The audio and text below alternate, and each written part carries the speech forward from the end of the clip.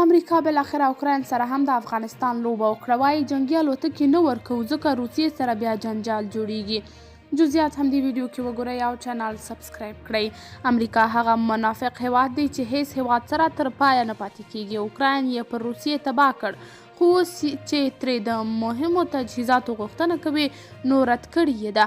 اوکراین له امریکا سره ایل-10 ورتوغ جنګي جیټ الوتکې غوښتي، خو واشنګټن یې غوښتنه رد کړې. د واشنګټن پوسټ راپور پر بنسټ د اوکراین دفاع وزیر اولیکسی رزنیکوف له امریکا غوښتي چې 100 ایل-10 ورتوغ جنګي جیټ الوتکې ورکړي، خو امریکا له دې ویرې چې له روسیې سره به یې اړیکې ډېرې پسې خرابې شي دغه غوښتنه رد کړې ده.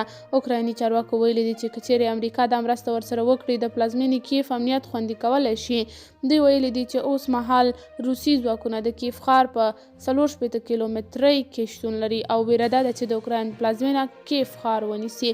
دغه ایل-10 ورتوغ نومي جنګي جیټ الوتکې پرمختللې الوتکې چې منځنۍ چټکتیا یې 580 چټک سرعت یې 670 کیلومتره دی او بیه یې 11 میلیونه امریکایي ډالره ده.